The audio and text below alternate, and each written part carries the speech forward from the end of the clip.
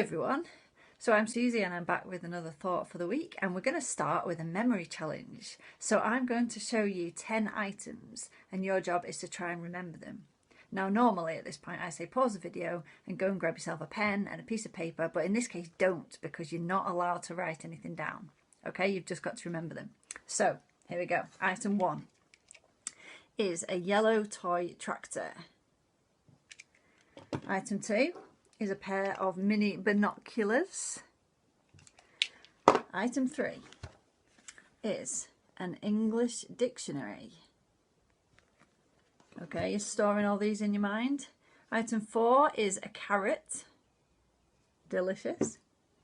Item 5 is a Thunderbirds DVD box set. That's the old school one. Okay, what are we up to? Item 6 is a teddy. Oh. Item 7, the 4 of hearts playing card. Item 8 is a pair of sunglasses.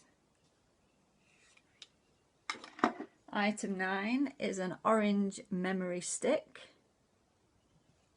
And finally, item 10 is a Mr. Forgetful Mr. Man book.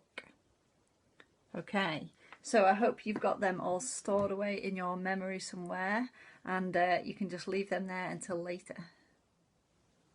Okay, so our Bible story for today is found in Matthew chapter 7, and this is verses 24 to 27. Now it's a story you might know. It's the parable of the wise and foolish builders, and it's Jesus speaking, so let's read what he says. Therefore, everyone who hears these words of mine and puts them into practice is like a wise man. Here he is. A wise man who built his house on the rock. So here is our rock. And here is his house. Or in this case, a tower. The rain came down, the streams rose, the winds blew and beat against the house, but it did not fall, because it had foundation on the rock. But everyone who hears these words of mine and does not put them into practice is like a foolish man. Here he is, who built his house on the sand. Ooh, that is not very stable. The rain came down, the streams rose, and the winds blew and beat against that house, and it fell with a great crash. Now these two towers, as you can see, we had one stable, one not very stable. And congratulations, builder one, you are the wise builder. Your house stood, you get the contract. But builder two, I'm very sorry, you're not going to go very far in the world of building. Now in this story we've just read, Jesus starts by saying these words of mine, which means we need to know what he was saying before. This parable comes at the end of what is known as the Sermon on the Mount, and that goes right through from chapter 5 through to chapter 7. And it covers all sorts of topics, including sharing your faith and not hiding it, being angry and revenge, loving your enemies, giving to those in need, prayer and fasting, storing up treasure in heaven, worrying, and judging others. And those are just a few of the things that it covers. It really was an epic sermon. Then here at the end of it, Jesus says, everyone who hears these words of mine and puts them into practice is like a wise man who built his house on the rock. Living like this gives us a firm foundation for our life. And knowing what Jesus says is one thing, but knowing it and not doing anything about it or anything with it is not enough. Okay, I want you to imagine one of your parents comes up to you at home and asks you to clean your room. And they tell you where the Hoover is. They tell you whereabouts it is. They say be careful as you carry it up the stairs so that you don't trip on the wire. Then they tell you where the duster is, just in case you've forgotten. It's in the cupboard under the sink where it always is. They tell you to empty your bin and put your clothes in the washing basket. And then they tell you to strip your bed as well and take the bedding off and put it outside your door. So lots and lots of instructions. And then they give you about an hour, and then they come to your room and they just, to see how you're getting on. And they find you sitting on your bedroom floor. And they're a bit confused about this because you're surrounded by all the mess that was there before. So they ask you, how's it going? How are you getting on? You don't seem to have got very far.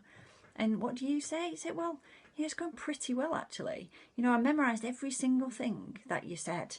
I remembered it all. I remembered to be careful with the hoover, and that when I do carry it up the stairs, I have to be careful not to fall over the wire.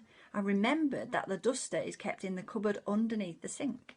I remembered that I've got to empty my bin, and I've got to put all my clothes in the washing basket, and I've got to strip my bed and put all my bedding outside my door. You see, I remembered it all. It's all up here. I've remembered everything. Do you think your parent would be pleased? Do you think they'd be a bit frustrated? Because yes, you've remembered it all, but you haven't done any of it. You know, learning verses from the Bible is really good, because when we're going through a difficult time in our life, they can come to our mind. God sometimes reminds us of something from the Bible, a promise that he said, and it can really help us to get through a difficult time. But memorizing them on their own isn't enough. We have to act on them. We have to put them into practice. And that's what this story is all about. Hearing God's words and putting them into practice is what gives us a really strong foundation for our lives. And then when we do go through rough patches and we find ourselves in difficult situations, we're able to deal with them much better because we've already got that firm foundation in place. Now, just before I go, I want to add something to the challenge I set you right at the beginning. So I gave you 10 items to memorize, but we've been talking about not just remembering something, but acting on it. So I'm going to give you 3 extra instructions, and if you act on them, you'll get more points when we play this game at our Zoom meeting tonight, okay? So when we go through the list and I ask you what you can remember, firstly, I want you to completely miss out item 1. So I'm not going to remind you what it was, but whatever item 1 was, I want you to miss that out when we go through it, and you'll get extra points. Secondly, I want you to replace carrot with potato. Okay, so don't say carrot later on. Instead of carrot, say potato. And finally, I want you to change 4 of hearts to Queen of Hearts. Okay, so it's not just about remembering them, it's about seeing if you can put those instructions into practice. A bit more complicated now, but it's not just about remembering them. See if you can follow the instructions too. Okay, we'll see how it goes. I'll see you there in a few minutes.